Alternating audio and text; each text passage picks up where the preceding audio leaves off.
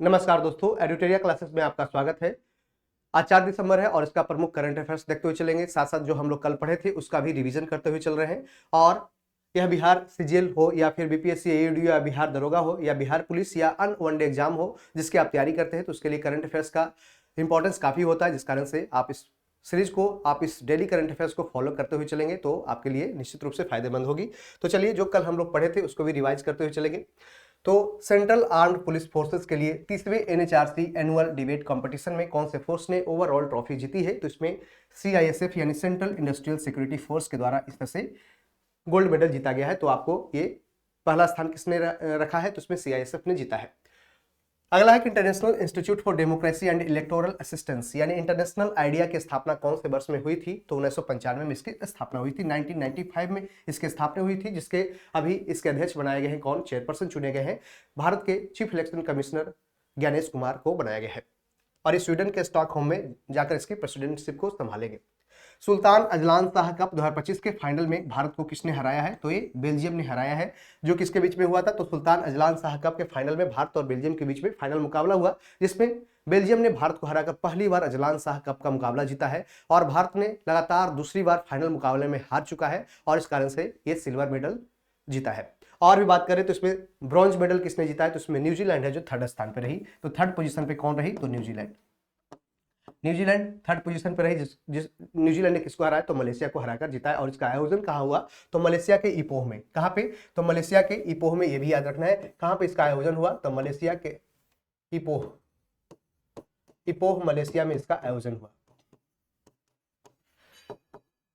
ठीक है, चलिए आगे बढ़ते हैं। सैयद मोदी इंटरनेशनल 2025 में महिला डबल्स का खिताब किसने जीता है? तो ट्रिशा जॉली और गायत्री गोपीचंद ने लगातार दूसरी बार महिला डबल्स का खिताब जीता है। और ये सैयद मोदी जो ये टूर्नामेंट होता है, ये किसके में होता है? तो बैडमिंटन से संबंधित है। किससे? तो बैडमिंटन से ये संबंधित है, बैडमिंटन खेल से संबंधित है। तो ऐसे क्वेश्चन कई बार पूछे जाते हैं, तो आपको ये ध्यान रखना है। चलिए आगे, इंडियन नेवी के वार्षिक प्रोडक्शन और एक्विजिशन कंट्रोलर का चार्ज किसने संभाला है? तो वाइस एडमिरल संजय साधु के द्वारा इसको संभाला गया है। तो ऑप्शन ये क्या है? संजय साधु नाम याद रखना है। चलिए आगे बढ़ते हैं। 1 दिसंबर 2025 को इंडियन एयरफोर्स के मेंटेनेंस कमांड के 39वें air officer commanding in chief के तौर पर किसने पदभार को संभाला है? तो एयर मार्शल यल्ला ओपेश ने संभाला है। कौन सा एयरपोर्ट भारत का पहला ऐसा एयरपोर्ट बना है जिसने वाटर पॉजिटिव स्टेटस को हासिल किया है? तो इंदिरा गांधी इंटरनेशनल एयरपोर्ट ने इस तरह से वाटर पॉजिटिव स्टेटस को हासिल किया है। अरुणाचल प्रदेश के दाओ को हाल ही में अभी क्या दिया गया है? तो जीआई टैग दिया गया है। क्या जीआई टैग अभी अरुणाचल प्रदेश के दाओ प्रोडक्ट को दिया गया है और इस तरह से इसका टारगेट है कि 2030 तक लगभग 50 ऐसे प्रोडक्ट हो जो अरुणाचल प्रदेश का हो, जो राज्य के अंदर हो, और उसको इस तरह से आगे बढ़ाने का लक्ष्य हो और उसको जीआई टैग दिलाने का है जो इसमें लक्ष्य रखा गया है। डीपी वर्ल्ड के नए ब्रांड एम्बेसडर के तौर पे किसने साइन किया है? तो अभिषेक शर्मा जो भारतीय क्रिकेटर है और इनको इस तरह से डीपी वर्ल्ड के ब्रांड एम्बेसडर के रूप में इनको साइन किया गया है। चलिए हम लोग इंपॉर्टेंट जो डे और उसका थीम है जो इस तरह से आगे बढ़ाते हुए उसको चलेंगे और इस तरह से अगस्त को देखते हुए चलेंगे। तो अगस्त में इसके पहले 1 से 11 अगस्त देख लिया था। 12 अगस्त की बात कर लें तो विश्व हाथी दिवस मनाया जाता है, वर्ल्ड एलिफेंट डे मनाया जाता है। और जानते हैं कि हाथियों को आगे संरक्षण प्रदान करने के लिए भारत सरकार के द्वारा प्रोजेक्ट एलिफेंट की शुरुआत कब की जाती है? 1992 में, 1992 में प्रोजेक्ट एलिफेंट की शुरुआत की जाती है। और 12 अगस्त को विश्व जो हाथी दिवस मनाया गया, इसमें स्थानीय युवाओं की कार्रवाई, सस्टेनेबल डेवलपमेंट गोल्स और उससे आगे भी बढ़कर हमको इस तरह से काम करना है जो क्या हो सके। तो स्थानीय युवा को सस्टेनेबल डेवलपमेंट गोल्स यानी कह सकते हैं यूनाइटेड नेशन के द्वारा जो एसडीजी टारगेट को सेट किया गया था, जिसमें 30 एसडीजी टारगेट था जो 2030 तक इसको पूरा करना था और उसमें टोटल 17 एसडीजी है, सस्टेनेबल डेवलपमेंट गोल्स है। इसी को आगे बढ़ाते हुए इस तरह से युवा भी इसमें भाग ले और इससे काम करे। 13 अगस्त की बात करें तो विश्व अंगदान दिवस मनाया जाता है और इसमें आंसरिंग द कॉल इसका थीम रहा, यानी कि इस तरह से किस पे तो थीम रहा? तो आंसरिंग द कॉल। आपको पता है कि विश्व अंगदान दिवस में भारत का स्थान कितना है? तो तीसरा स्थान भारत का आता है और उसमें भारत में पहला स्थान कौन रखता है? तो इसमें तेलंगाना पहला स्थान रखता है। 19 अगस्त 2025 की बात करें तो फिर विश्व फोटोग्राफी दिवस मनाया गया और इसमें माय फेवरेट फोटो, व्यक्तिगत कहानी को छवियों के माध्यम से उजागर करना, इसका इस तरह से थीम रखा गया है। 19 अगस्त को और भी विश्व मानवीयता दिवस भी मनाया जाता है और इसमें इसका थीम रहा कि वैश्विक एकजुटता को मजबूत करना और स्थानीय समुदाय को सशक्त बनाना इसका मुख्य रूप से उद्देश्य रहा, इसका थीम रहा जो वैश्विक मानवता दिवस जो मनाया गया 19 अगस्त को। 20 अगस्त को बात करें तो सद्भावना दिवस भी मनाया जाता है और विश्व मच्छर दिवस भी मनाया जाता है। तो अधिक न्याय संगत दुनिया के लिए मलेरिया के खिलाफ लड़ाई को तेज करना इसका मुख्य मकसद है। किस तरह से मच्छर को क्या करना है, तो ज्यादा से ज्यादा मलेरिया के खिलाफ लड़ाई करके मलेरिया को जो उससे होने वाले मलेरिया, जो मच्छर के काटने से, मच्छर जानते ही परजीवी जो मादा एनाफ्लिज के मच्छर के काटने से फैलती है मलेरिया, और उसी को क्या करना है, कम करना है। आपने देखा है कि विशेष रूप से एक डिटर्जेंट बनाया गया है जिसके माध्यम से क्या होगा, तो मच्छर वहां से कम आएगा और कम बैठेगा। और आपको पता है कि गैम्बूसिया एक मछली होता है जो मच्छरों के लार्वा को खाने में सक्षम होता है, जिस कारण से मच्छरों की आबादी को भी कंट्रोल करने के लिए गैम्बूसिया मछली का उपयोग किया जाता है। 20 अगस्त की बात करें तो अक्षय ऊर्जा दिवस भी मनाया जाता है। तो नवीकरणीय ऊर्जा स्रोतों के प्रति जागरूकता को बढ़ाना, यानी रिन्यूएबल एनर्जी के प्रति हमारा जो अवेयरनेस है उसको आगे बढ़ाने का इस तरह से एक लक्ष्य रखा गया। जानते हैं कि भारत सरकार का जो कार्बन न्यूट्रल होने का लक्ष्य क्या है, तो 2070 तक भारत सरकार कार्बन न्यूट्रल बनना चाहता है और 500 गीगावाट रिन्यूएबल एनर्जी से है जो क्या सोर्सेस से, रिन्यूएबल सोर्सेज ऑफ एनर्जी से क्या करना, हासिल करना चाहता है 500 गीगावाट एनर्जी, जिसमें सोलर एनर्जी हो गया, विंड एनर्जी हो गया, थर्मल एनर्जी हो गया, या फिर कह सकते हैं जियो थर्मल एनर्जी हो गया। और भी बात कर ले तो इसमें न्यूक्लियर एनर्जी, ये सब सारे क्या है, तो सब रिन्यूएबल सोर्सेज ऑफ एनर्जी है।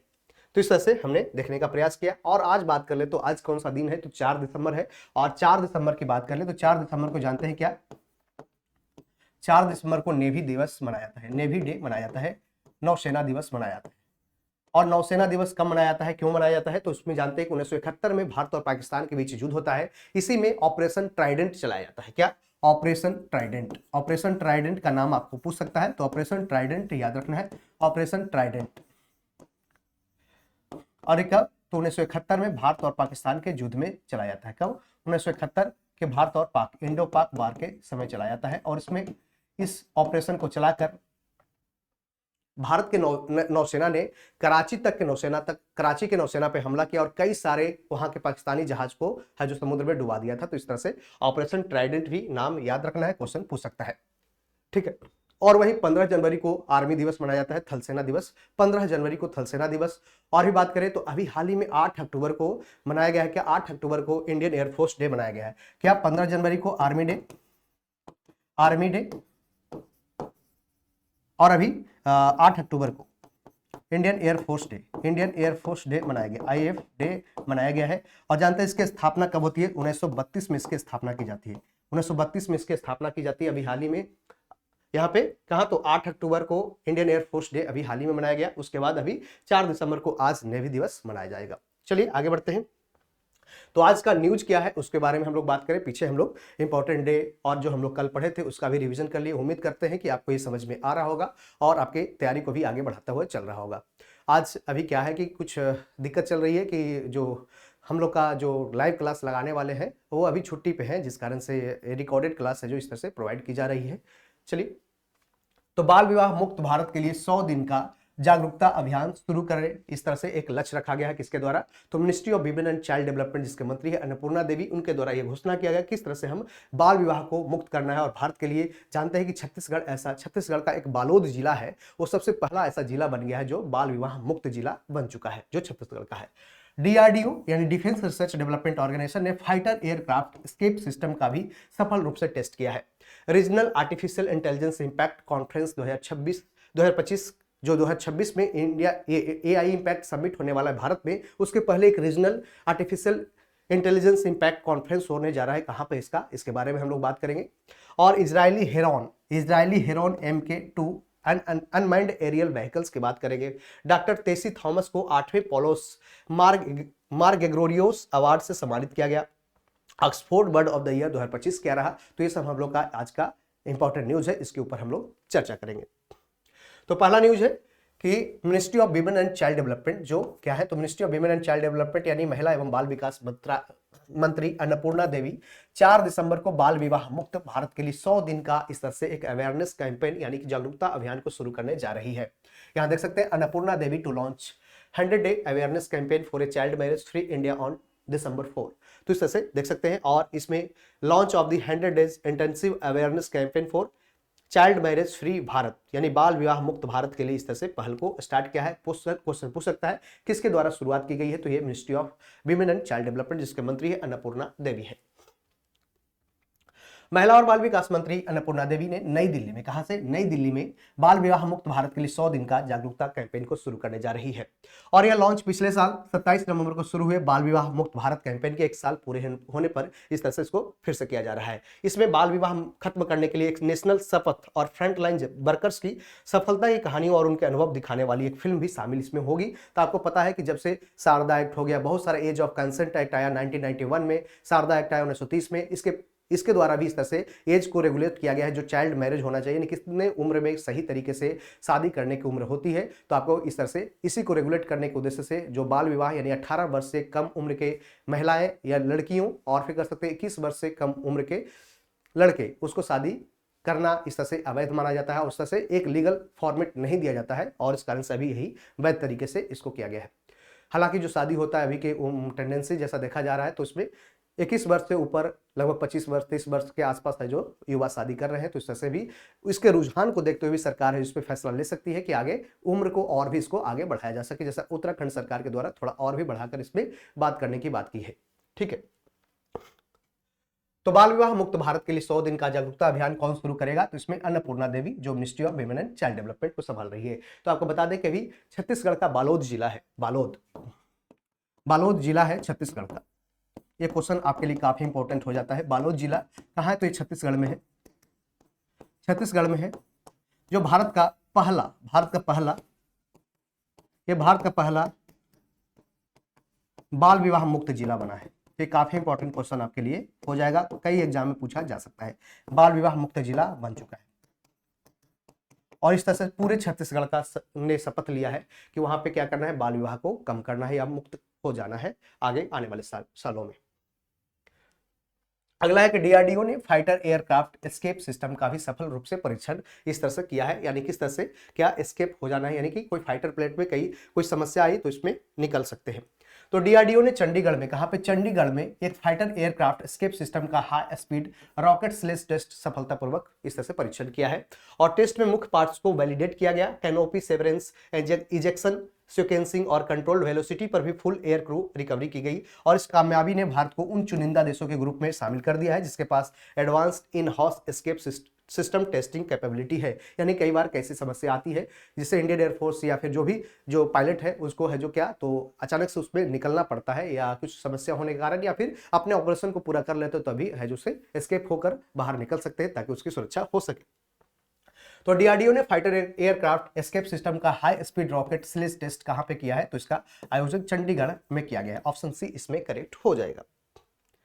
अगला है कि मेघालय, शिलोंग में regional artificial intelligence impact conference 2025 की शुरुआत हुई है, और इस तरह से देख सकते हैं कि भारत अगला एआई इंपैक्ट समिट को आयोजन करने जा रहा है। जो भारत 2026 में एआई इंपैक्ट समिट पे इसका कॉन्फ्रेंस कहां होगा? तो भारत में होगा। इसके पहले जो एआई इंपैक्ट समिट हुआ 2025 में, कहां पे हुआ था? तो आपको पता है एआई 2025 में हुआ था, पेरिस में इसका आयोजन किया गया था। कहां? पेरिस में हुआ था, पेरिस में हुआ। इसके पहले 2024 की बात कर ले तो इसका कहां हुआ? तो दक्षिण कोरिया की राजधानी सियोल में हुआ था, दक्षिण कोरिया में हुआ था। और 2023 की बात कर ले तो इस तरह से इसका इंग्लैंड में किया गया था, इंग्लैंड में किया गया था। ठीक है, और 2026 में कहां होने जा रहा है? तो ये क्वेश्चन आपको एग्जाम में पूछा जा सकता है। तो ये भारत है जो एआई इंपैक्ट समिट 2026 में आयोजन करने जा रहा है, और इसका इस तरह से थीम रहेगा welfare for all, happiness of all, यानी सर्वजन हिताय सर्वजन सुखाय। इसका इस तरह से थीम रहेगा, सर्वजन हिताय सर्वजन सुखाय। यानी रीजनल एआई कॉन्फ्रेंस जो आयोजन होने जा रहा है, इसके पहले एक शोकेस के तौर पे मेघालय में इसका आयोजन किया जाएगा। और एआई फॉर सिटीजन कह रहा है, एआई फॉर सी यानी artificial intelligence for citizens empowerment, smarter governance, better lifes. इसमें क्या सिटीजन के अवेयरनेस के ऊपर है, जो मुख्य रूप से इंपावर करना है अपने नागरिकों को। इस तरह से एआई का रोल इस तरह से बढ़ता जा रहा है, जिस कारण से इसका इस तरह से थीम रखा गया है। तो इंडिया एआई इंपैक्ट समिट 2026 से पहले रीजनल एआई इंपैक्ट कॉन्फ्रेंस 2025 कहां पे इसका आयोजन किया जाएगा? तो शिलोंग, मेघालय की राजधानी शिलोंग में किया जाएगा। केंद्र सरकार ने 5 सालों में एआई डेवलपमेंट में 10,300 करोड़ रुपए इसमें इन्वेस्ट किए, और एक कॉमन नेशनल कंप्यूटिंग फैसिलिटी में 38,000 से भी ज्यादा इसमें जीपीयू जोड़े गए हैं, यानी ग्राफिकल यूजर इंटरफेस को जोड़ा गया है। 570 एआई और डेटा लैब बनाए गए हैं, जिसमें NEILIT शिलोंग में एक्टिव लैब है और ITI शिलोंग पॉलिटेक्निक और ITI तुरा में भी और भी ऐसे लैब बनाए जाएंगे जो मुख्य रूप से AI के ऊपर है, जो काम करने में सक्षम हो सकेंगे। तो regional artificial intelligence impact conference 2025 का आयोजन कहां हुई? तो इस तरह से मेघालय की राजधानी शिलोंग, ऑप्शन भी करेक्ट हो जाएगा। भारत इमरजेंसी प्रावधानों के तहत और ज्यादा Israeli Heron MK2 unmanned aerial vehicle को खरीदेगा। इसके पहले भी भारत ने खरीद चुका है, कहां से? इजराइल से। और ये इजरायली हेरोन है। और ये हेरोन पूछ सकता है आपको क्वेश्चन कि ये क्या है, तो ये अनमैन्ड एरियल व्हीकल, यानी इसमें कोई भी जैसे ड्रोन होता है, समझ लीजिए ये ड्रोन है। क्या है? ड्रोन है, जिसको इस्तेमाल युद्ध के समय में किया जाता है। और इस तरह से बहुत सारे ऐसे ड्रोन्स होते हैं जिसमें कोई भी आदमी इसमें नहीं बैठा होता। इसका मतलब है unmanned aerial vehicles, unmanned aerial vehicles.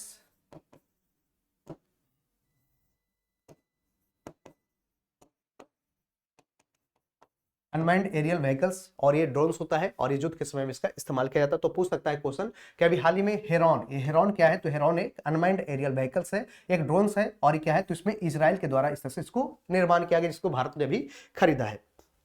तो ऑपरेशन सिंदूर के बाद लागू इमरजेंसी प्रोविजन के तहत भारत इजराइल से और भी Heron mark 2 satellite linked unmanned aerial vehicle को खरीद लिया है।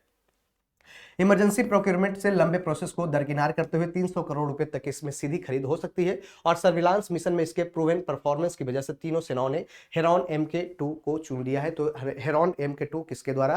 तो इसमें तीनों सेनाओं को इस तरह से शामिल किया गया, तीनों सेनाओं को दिया गया है। और ये किसके द्वारा निर्माण किया गया? तो ये इजराइल के द्वारा इसको निर्माण किया गया है। तो ये भी आपको याद रखना है। और एक ड्रोन से अनमैन्ड एरियल व्हीकल्स है, और ये 45 घंटे का इसका स्टेमिना है, 35,000 फीट की ऊंचाई तक भी जा सकती है, और सैटेलाइट कम्युनिकेशन से लैस रहेगा। ऑटो टेक ऑफ करेगा, ऑटो ये लैंड भी कर सकता है, ऑटो टेक लैंडिंग भी कर सकता है। और एडवांस्ड ये EO और जो IR सेंसर भी इसमें लगा है, जिससे लंबी दूरी के ISR मिशन भी इसमें मुमकिन होते हैं। यानी किस तरह से इसमें सेंसर भी इसमें लगा हुआ है और लंबी दूरी तक के भी ये मिशन को समय पूर्वक कर सकते हैं। ऑपरेशन सिंदूर के बाद इमरजेंसी प्रोविजन के तहत भारत कौन सा अनमैन्ड एरियल व्हीकल को खरीद रहा है? तो इसमें आंसर हो जाएगा क्या? Heron MK2 unmanned aerial vehicles. अगला है कि भारत के missile women doctor Tessy Thomas को 8वें पॉलोस मार ग्रेगोरियोस अवार्ड से इस तरह से सम्मानित किया गया है। तो इनका नाम याद रखना, डॉक्टर टेसी थॉमस मशहूर एरोस्पेस इंजीनियर हैं और missile women of the India कहे जाते हैं, मिसाइल विमेन ऑफ इंडिया। इनका नाम क्या? टेसी थॉमस। इनको नई दिल्ली में 8वां पॉलोस मार ग्रेगोरियस अवार्ड 2025 दिया गया है, और यह अवार्ड महिला सशक्तिकरण, स्पेस और मिसाइल टेक्नोलॉजी में उनके शानदार योगदान को भी इस तरह से एक पहचान देता है। और DRDO में डायरेक्टर जनरल यानी कि एरोनॉटिकल सिस्टम और नूरुल इस्लाम सेंटर फॉर हायर एजुकेशन की वाइस चांसलर के तौर पे इन्होंने काम इस तरह से किया है। और इनके काम को देखते हुए इस तरह से क्या दिया गया है? तो इस तरह से देख सकते हैं 8वां पॉलोस मार ग्रेगोरियोस अवार्ड 2025 दिया गया है। तो इनका नाम है मिसाइल वुमेन ऑफ इंडिया, और कौन है? तो डॉक्टर टेसी थॉमस है, जो एरोस्पेस इंजीनियर है। डॉक्टर थॉमस अग्नि 4 बैलिस्टिक मिसाइल के प्रोजेक्ट डायरेक्टर थे, और जिसने भारत की लंबी दूरी की मिसाइल क्षमता को बढ़ाने में सक्षम हो पाया। और इसमें आपको पता है कि इसमें पटना मिसाइल के तहत ही अग्नि बैलिस्टिक मिसाइल को आगे बढ़ाया जा रहा है। इसमें अभी आपने देखा अग्नि प्राइम मिसाइल को भी लॉन्च किया गया है। तो पटना क्या है? तो पृथ्वी, अग्नि, त्रिशूल और नाग और आकाश, ऐसे मिसाइल की, जिसको इंटीग्रेटेड मिसाइल डेवलपमेंट प्रोग्राम के तहत इसको बनाया गया था। डॉक्टर APJ अब्दुल कलाम के अनुशंसा पे इसको आगे बढ़ाया गया था। तो 8वां पॉलोस मार ग्रेगोरियोस अवार्ड 2025 किसे मिला है? तो इसका आंसर ऑप्शन बी हो जाएगा, टेसी थॉमस हो जाएगा, टेसी थॉमस हो जाएगा। ठीक है,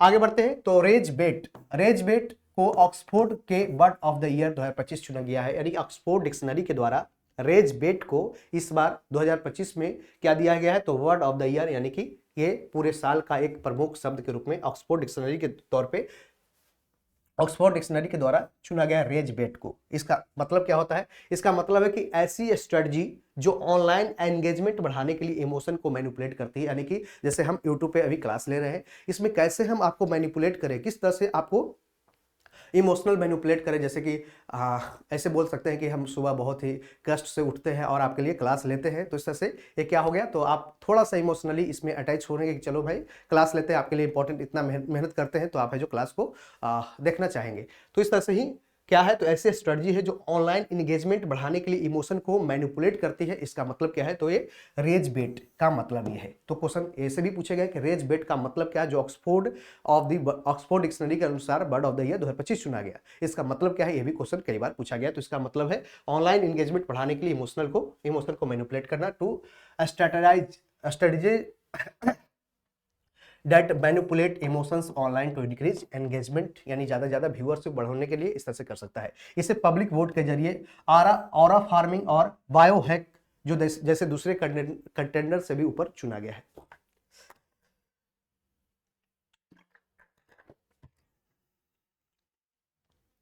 तो कौन से शब्द को Oxford word of the year 2025 चुना गया है, तो इसमें आंसर हो जाएगा रेज बेट, ऑप्शन सी करेक्ट हो जाएगा।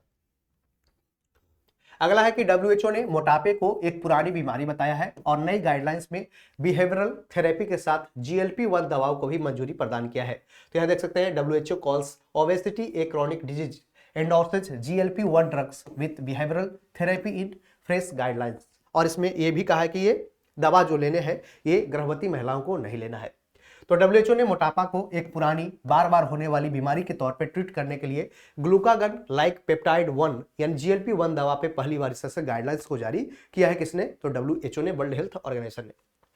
और मोटापे की वजह से बता दें आपको कि 2024 में 3.7 मिलियन है जो मौतें हुई, यानी लगभग 37 लाख मौत है जो क्या सिर्फ और सिर्फ 2024 में हुई।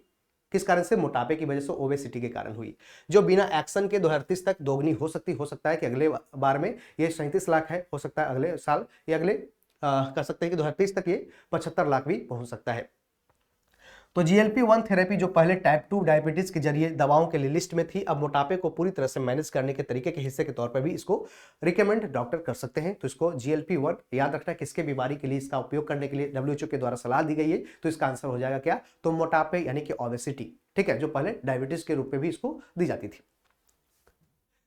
तो डब्ल्यूएचओ के अनुसार मोटापे के लिए GLP-1 दवा का इस्तेमाल किसे नहीं करना चाहिए, तो इसमें वयस्क भी कर सकते हैं, टीनेजर भी कर सकते हैं, इसमें डायबिटीज वाले लोग भी कर सकते हैं, आपको यह ध्यान रखना है। लेकिन इसमें गर्भवती महिलाएं जो प्रेग्नेंट वीमेन्स है वो इसका इस्तेमाल नहीं कर सकते हैं।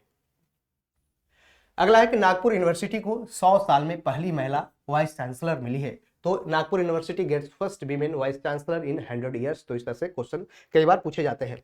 तो मनाली मकरंद क्षीरसागर, इनका नाम क्या है, मनाली मकरंद क्षीरसागर को 1923 में नागपुर यूनिवर्सिटी की जो स्थापना हुई उसके बाद अभी 2025 में, उसके बाद 100 साल बाद से पहली बार इस तरह से महिला वाइस चांसलर नियुक्त किया गया। और महाराष्ट्र के जो गवर्नर है और चांसलर, जो जानते हैं कि जो सेंट्रल यूनिवर्सिटी, जो स्टेट यूनिवर्सिटी होता है उसका चांसलर कौन होता है, ये वहां का राज्यपाल होता है। तो आचार्य देवव्रत ने यह घोषणा प्रदान की। और इस तरह से क्षीरसागर जो 54 साल की है, नागपुर यूनिवर्सिटी की एलुमनी है, यानी कह सकते हैं कि एलुमना है, यानी कह सकते हैं कि ये वहां से पढ़ी भी है। और अभी Yashwantrao Chavan college of engineering Nagpur में डायरेक्टर टेक्निकल और एडवाइजर के तौर पे भी काम कर रही है। उनके पास कंप्यूटर साइंस में PhD और फाइनेंस और मार्केटिंग में भी MBA की डिग्री है। और इस तरह से उन्हें काफी एक अच्छा अनुभव है, जिसके अनुभव को देखते हुए उनको इस तरह से नागपुर यूनिवर्सिटी की स्थापना के बाद पहली बार है जो 100 साल बाद इस तरह से पहली बार महिला वाइस चांसलर के रूप में बनाया गया। इनका नाम है मनाली मकरंद क्षीरसागर। तो यह क्वेश्चन आपके लिए हो सकता है कि नागपुर यूनिवर्सिटी की पहली महिला वाइस चांसलर किसे बनाया गया, तो ऑप्शन बी मनाली मकरंद क्षीरसागर। अगला है कि DG Parveen, director general Parveen Kumar जो अभी है, जो बनाया गया है कौन, BSF के DG का अतिरिक्त प्रभार भी दिया गया है। तो director general Parveen Kumar takes over additional charge as director general of BSF, यानी परवीन कुमार ने दिसंबर में BSF के डायरेक्टर जनरल का पद संभाल लिया है। और उसके पहले आपको बता दें कि दलजीत सिंह चौधरी BSF के क्या थे, DG थे, और इनकी जगह लेने जा रहे हैं, ये 30 नवंबर को रिटायर हुए। इनकी जगह कौन लेने जा रहे हैं, तो दलजीत सिंह चौधरी की जगह अब बनने वाले हैं कौन, तो ये परवीन कुमार। जो परवीन कुमार 1993 बैच के IPS ऑफिसर हैं, वेस्ट बंगाल कैडर के हैं, और अभी इंडो तिब्बत बॉर्डर पुलिस यानी ITBP के भी इस तरह से क्या है, ये DG के तौर पे काम कर रहे हैं, यानी कि ITBP प्लस BSF दोनों के DG अभी कौन बने हैं, तो ये डायरेक्टर जनरल बने हैं परवीन कुमार। परवीन कुमार इनका नाम आपको याद रखना है। जानते हैं कि BSF की स्थापना कब होती है, 1 दिसंबर को इसकी स्थापना होती है।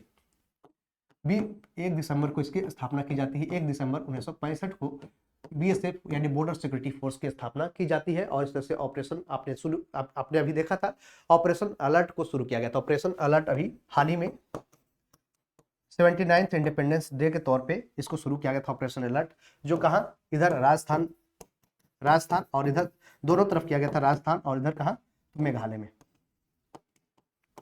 जो पाकिस्तान से आने वाले घुसपैठियों को रोकने के लिए, इधर बांग्लादेश से आने वाले घुसपैठियों को रोकने के लिए ऑपरेशन अलर्ट मेघालय में शुरू किया गया था। किसके द्वारा? तो बीएसएफ के द्वारा। क्वेश्चन ये पूछ सकता है, ठीक है। चलिए आगे बढ़ते हैं। तो 1 दिसंबर 2025 को बीएसएफ के डायरेक्टर जनरल का एडिशनल चार्ज किसने संभाला है? तो इनका नाम है प्रवीण कुमार, जो अभी आईटीबीपी के भी क्या है? डायरेक्टर जनरल है, ठीक है। और मनाली क्षीरसागर आपको बता दिया कि नागपुर यूनिवर्सिटी की पहली इस तरह से महिला वाइस चांसलर के रूप में पहली बार बनी है 100 सालों में। तो आपके लिए क्वेश्चन क्या हो सकता है, इसका कमेंट बॉक्स में आप जवाब देते हुए चलेंगे।